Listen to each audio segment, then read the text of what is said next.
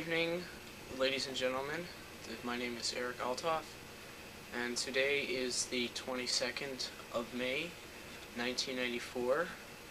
It is about 7:20 p.m., and what you are going to be seeing is just a short video that is compiling my experiences in the 10th grade of a technology course in which I was involved in a very special project. We did an underwater dive, if you will, to put together a space station that was to simulate what it would be like to work in space. Everything that you see is real, and you can clearly see me because basically I look the same. And what else I'm going to be doing? I'm going to be showing a short video that I was also involved in back in December. It was shown before a couple of thousand teachers in a convention somewhere in the Midwest. I'm not sure exactly where, but I'm in this video. As I say, I was involved in the project back in December of '93. And I will also be going to show you my technology teacher of this year, Mr. Hamill, was involved. Mr. Philip Hamill was involved. He was nominated for Technology Teacher of the Year, and I will be showing you his video that he sent in for the nomination, and consequently he won. So sit back, and I hope that you enjoy this. I know I did. The story called Dear Mr. Henshaw, and we had to build one.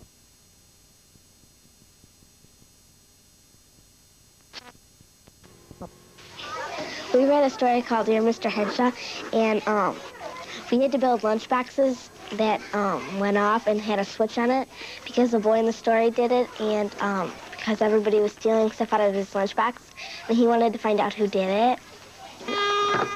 I got all the supplies, got a battery pack, and put some batteries in it. I got a switch right there, got a light bulb and a light socket, and I put some Legos for a stand and put a drink. And then when the lid's down, it holds the switch down, but when it's up, it goes off. I got a tent right here, and I had this little thing so it wouldn't show that there was like an arm in it. So when they go open it, they would not see the arm, and this video will illustrate a whole different way of teaching, a strategy for solving problems. It will provide a structure for thinking and doing, which is the essence of technology education. You look inside and you think, oh my gosh, what's taking place in that classroom? The children have overtaken the teacher and chaos is abound. But that's what learning in this program is all about, is getting your hands on the materials and constructing things and solving problems by building genuine models. One of the visitors from Illinois State University came and sat in my classroom one day, and this was on a day that I was particularly despondent about the program because it had gone on for a few weeks, and I thought, oh, this is chaos. And he said to me, as we were walking down to the tech lab, he said, I saw some really good learning taking place in your classroom today. And all I saw that day was a bunch of noisy kids. And I thought to myself, he's right.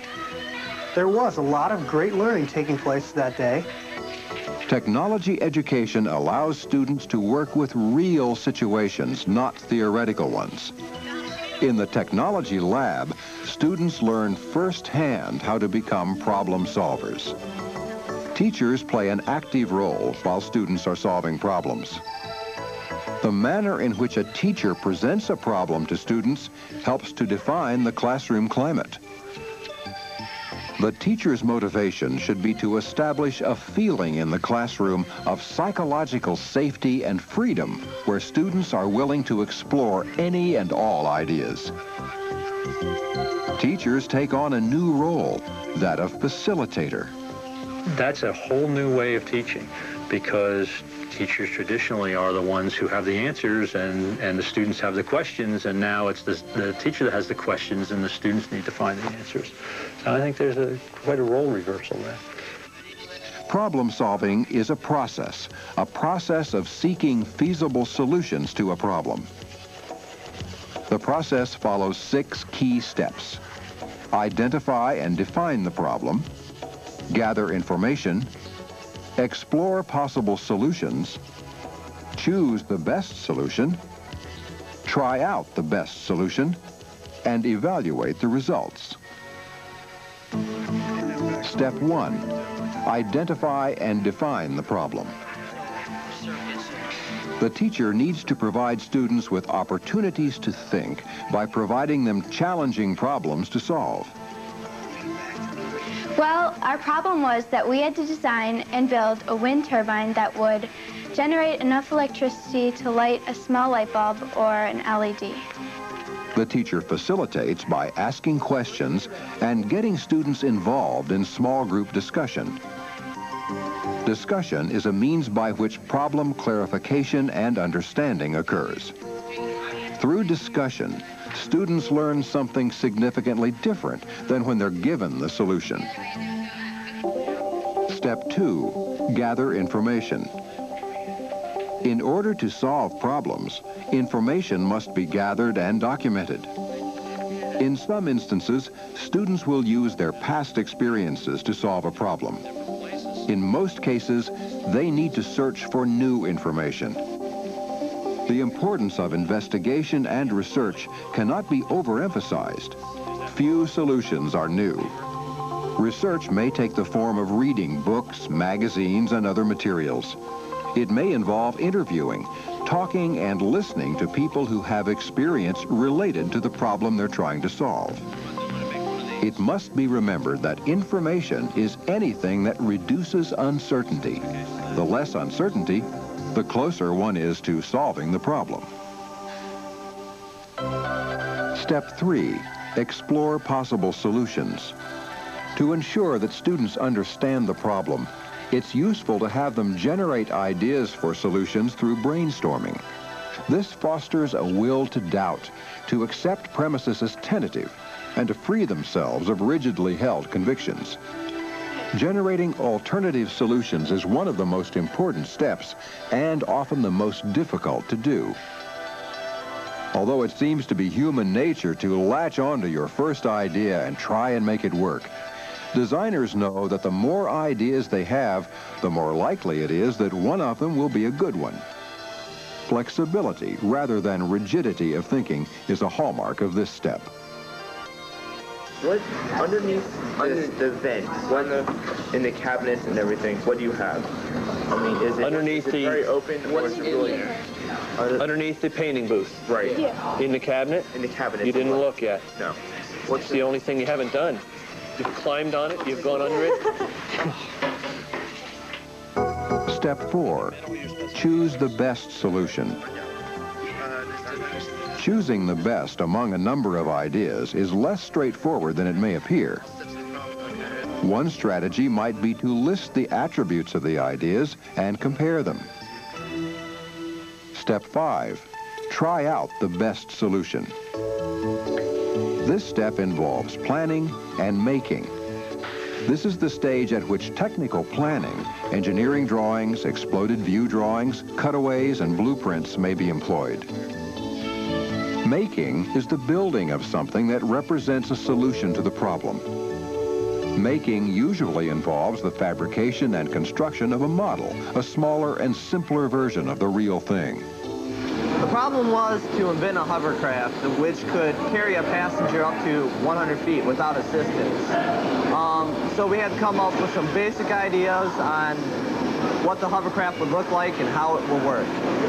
So what we did is we came up with like a couple of fingernail sketches of what the hovercraft would look like. So it's like just a couple ideas. And for information, we used our technical book, and it had basically what the hovercraft needed.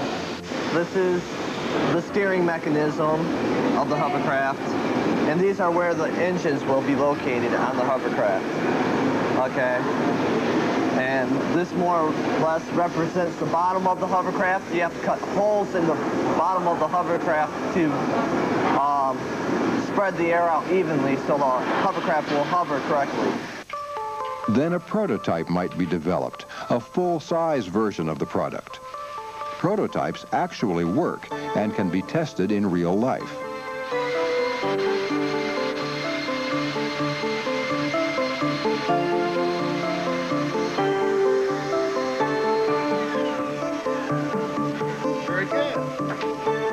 This step is the activity phase of problem solving. From a technology viewpoint, it's the time when students' hands become the leading edge of their minds, when hands-on activities carry out the minds-on cognitive processes that lead to solutions of problems. Again, we know enough about middle school kids and the characteristics they bring to the learning situation to know that it's absolutely preposterous, maybe even inhumane, to expect them to sit in a chair and be the recipients of teacher talk for an entire school day. That simply isn't realistic. So, in my opinion, what I think we need to do is blend the best of hands-on learning with more traditional forms of learning and try to integrate the two together so that they make sense to kids. And if we do that, there's a better likelihood that real, true, deep learning that's going to be remembered for a long period of time, perhaps for a lifetime, is going to occur. Step 6, evaluate the results. This step includes an assessment of the product, the materials used in its fabrication, and the means through which it was developed. If the first attempt was not successful, the student must be encouraged to think of other strategies to solve the problem. It's useful to determine why the first plan didn't work and how the new plan will solve the problem. It's important that discussion continue. Students need to talk about problems confronting them and how a problem might be restructured. Students may be reluctant to take risks. They need reassurance that it's acceptable and desirable to express their ideas and to invent a solution rather than finding it in a book or extracting it from the teacher. Students of the 21st century must possess the capacity for solving problems. Technology education must address technological problems and problem-solving techniques. Engaging students in the technological challenges of tomorrow is a must for the technology teacher. The need has been established, the methodology has been proven, and the time is right for including laboratory-based problem solving as a major approach to teaching technology education. All right, first you hook it up to the positive V2, then you hook it up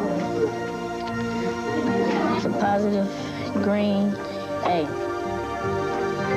Then you go up to the blue wire and hook it up to the blue. Then put this one right here where lamp 1 is. And then get a green wire.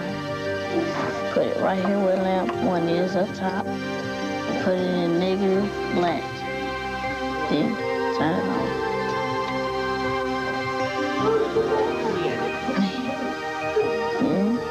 Turn it on.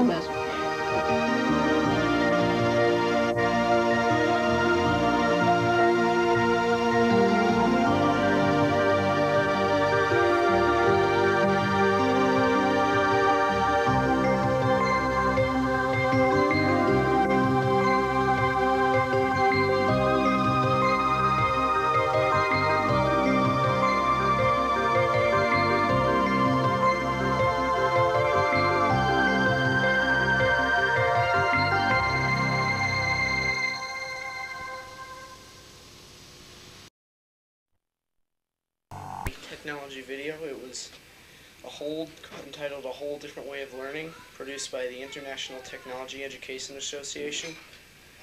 And the part of that I was involved in was filmed on, I believe it was December the 16th. That was a Thursday, back in 1993. As I say, and it's May 1994. But I believe that was the date that was involved in. Now, the next part that you're going to see is the actual project that I was involved in for my technology class. We were told to design and construct a space station and then assemble it underwater, submerged, in scuba gear to simulate working in space. We began in September and we worked all the way until February. And on February 5th, we went for a scuba diving lesson, a crash course just to give us the bare essentials. And then we went to the dive, the the 5th was a Saturday evening. We went for our lesson. But the part that you're going to see now took place on the 20th of February. That was a Sunday, President's Weekend in the morning. And we all went down to the Deer Path YMCA in Flemington, and we put the thing together underwater. You'll see me and some of the other guys involved. You'll see both above water and below water footage. And I hope that you enjoy the next segment. Okay, here we are. It's about 9:06 a.m. on the 20th of February in 1994, and we're going to be diving and putting our project. Yeah, but here, just take it from now. It's still on. What am I supposed to do?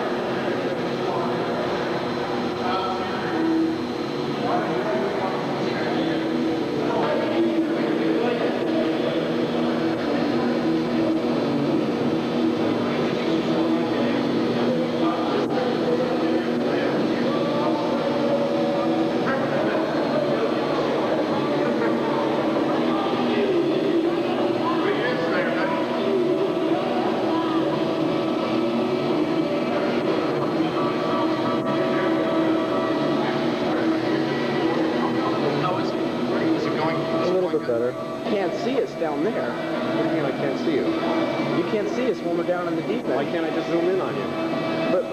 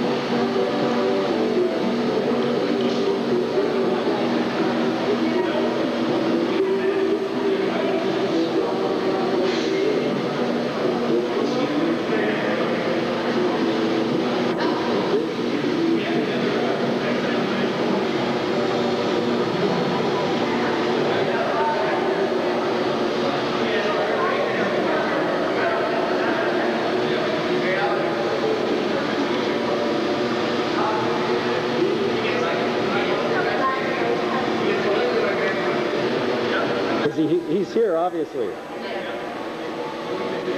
He's one of the supervisors.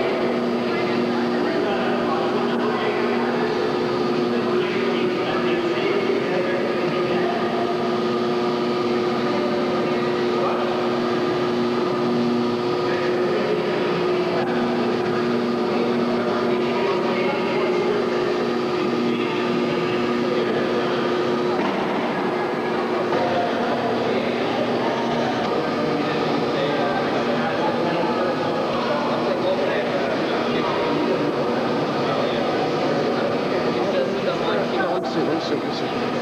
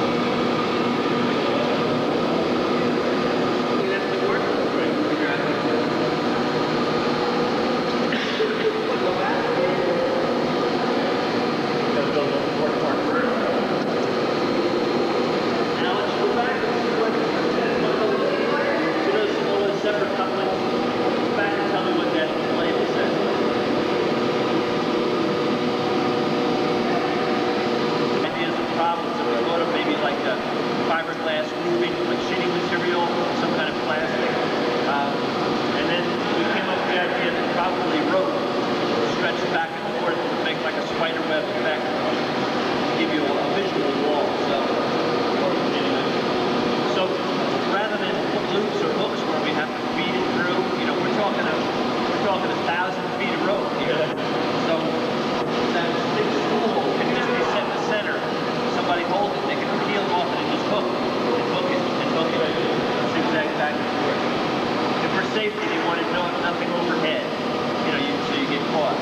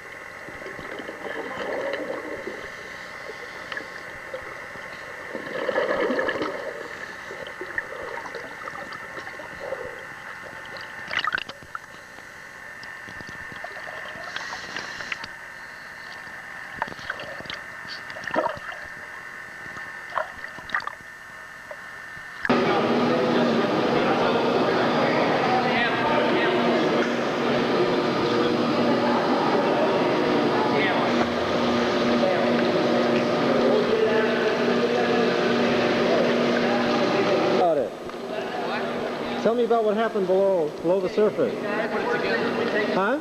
We put it together. Well, was it difficult? Was it hard? Yeah. Yes, what? Yeah, it was hard. We got it. It Well, was fun, mostly. elaborate a little bit. Ready? Let's go, guys. Get some part. I gotta get it ready. Okay. Just start pulling it. What are you going to do now? I have to get a refill on my air because it ran out, and then we're going to be taking it apart.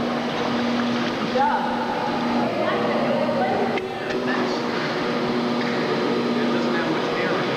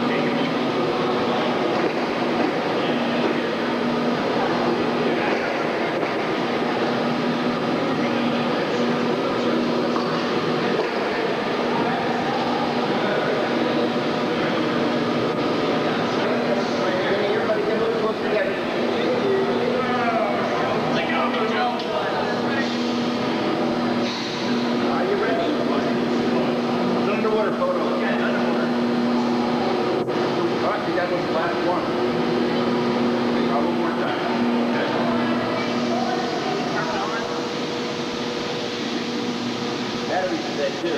How, Yeah, that's it. The last one. how was it, gentlemen?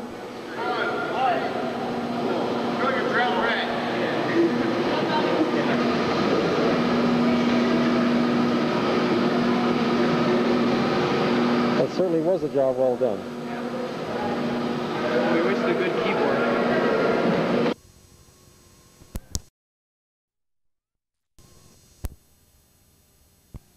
Was the footage of our dive on February 20, 1994, and it was great, you know, and well, we had all the guys there, and there was the secret message underneath.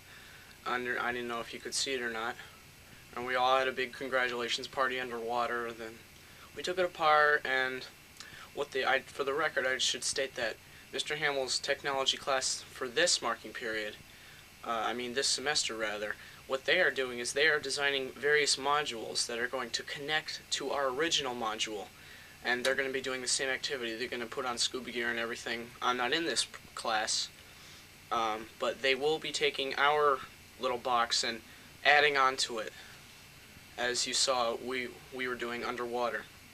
Now the next segment that I'm going to show you took place on Tuesday, February 22 of 1994, a few days after our activity. What happened is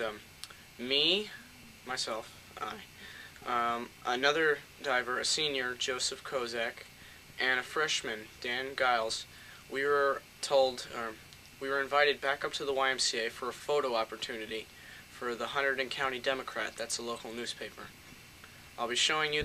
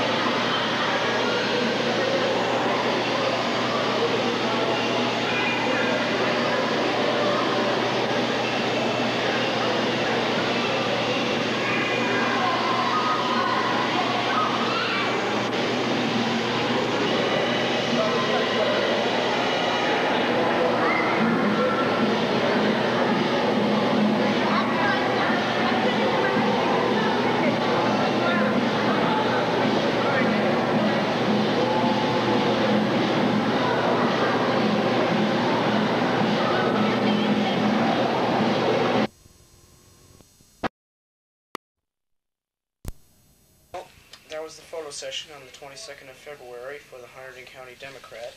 And here is the finished product, front-page material. Woohoo! And there's just a little article about me and Mr. Hamill and the guys and all. That's me, and that's Dan. No, that's Joe. There's Dan. And this guy's Jared Farrell. I think he was a son of one of our divers. And I have one other article that I want to show you. See, it goes in about how Mr. Hamill came up with this project and all. There's another photo in here too. And let me see if I can find it. And here's our other photo, right there. It's Joe again. There's the divers. Okay, I got another photo for you. Some other artifacts from our little journey. This is an article that appeared in our school newspaper, The Lamp. It's about Mr. Hamill. Just talks about him and how he came up with the project and all. This is dated February 18th, 1994. And let me just check on the date of the Hunterdon County Democrat article. Hunterdon County Democrat article, it's Thursday, April 7th, 1994. So it was delayed a little bit. And I got some other stuff here. These are the shirts that you saw us wearing. This is my shirt. Diver Eric. I was on the modem team, excuse me. Excuse me. The manufacturing team and prototype team and research team. You know, just something that we could all wear in the water. On the back was our logo. This was designed by Alex Sinelnikov.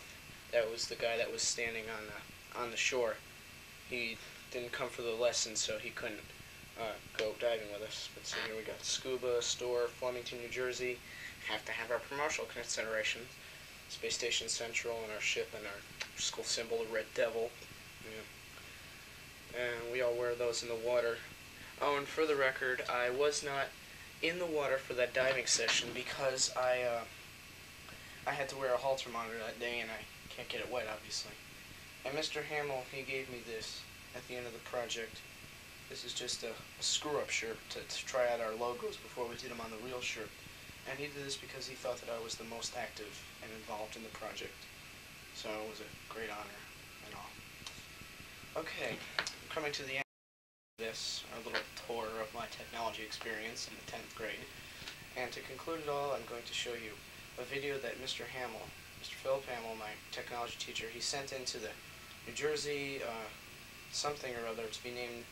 He was named as a candidate for the State Technology Teacher of the Year in 1993, and he won it. And he just sent in a little video of his project that he did with us. And that's the final thing that I'll be showing here tonight. So enjoy that, and hope to see you back here soon. Or you better hope to see me back here again soon. You know, everybody likes to see me. See ya.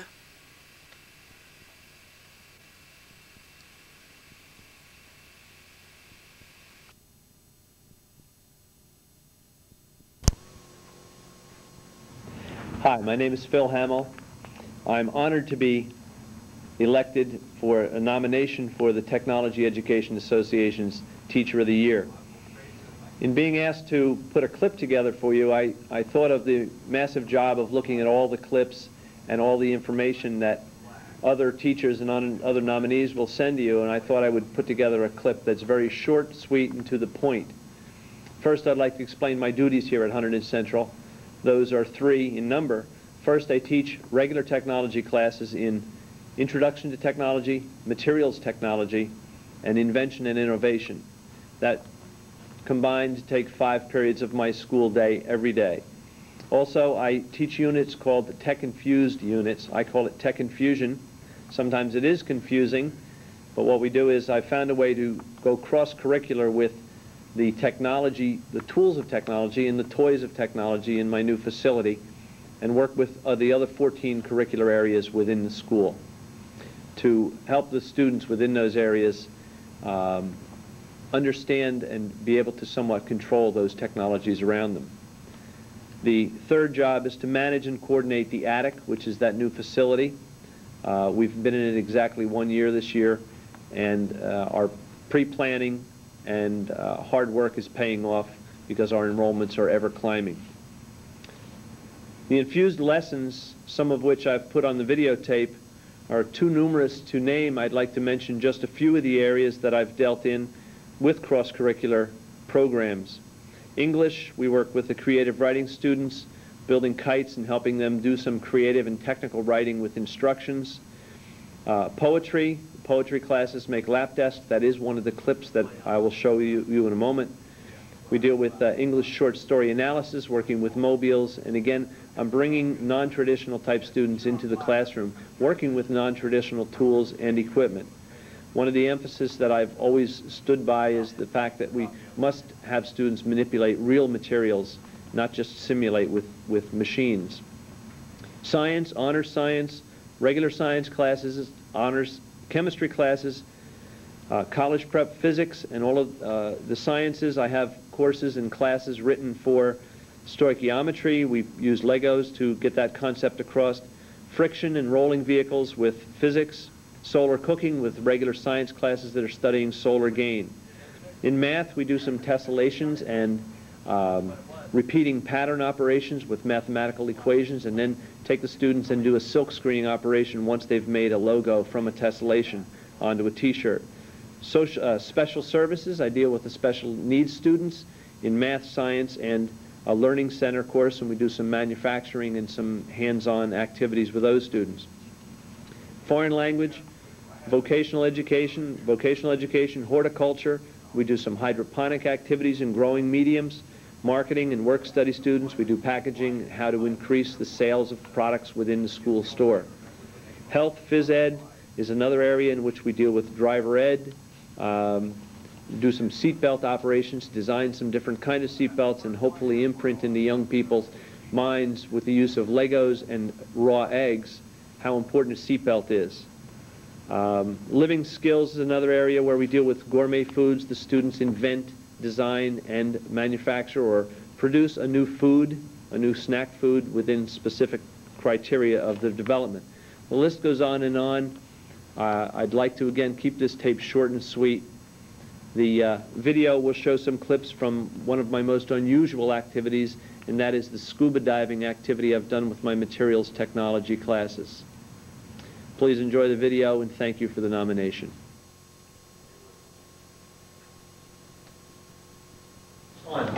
I'm Mr. Hamill. I teach the technology courses here. Mr. Burgess is running the video camera to capture you in the act. Everyone wave. Hello. Okay? Mom! Thank you. What we are intending to do here is to help the chemistry students with a concept in building a visual connection with this concept that you're going to work with. And hopefully the technology students can bring to this group some of their manipulative skills, their design loop skills, and of course we're in here. What you're viewing is a classroom with double classes, technology students in groups with the chemistry students. They've been handed a packet of Legos to represent parts of chemicals to create moles, and they have to build an active model that will move with practically zero parts left over.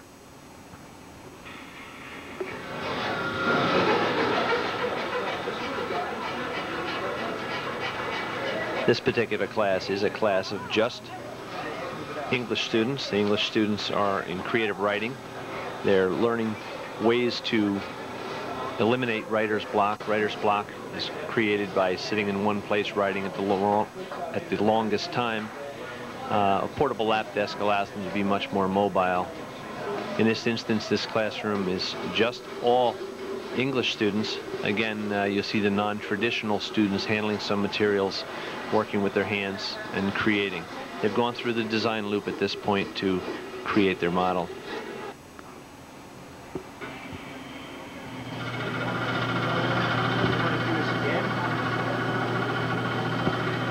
In inventions and innovations, students are challenged to create and problem solve specific problems given to them. In this specific clip, we're creating Christmas toys to be given to a local community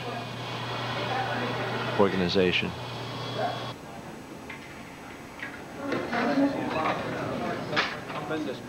In Space Station Central, the students' main function was the materials technology class, and the emphasis was on problem solving, not necessarily with just the PVC piping that the project is constructed out of, that and metal rod for connectors, but other activities such as the yellow shirts all the boys are wearing.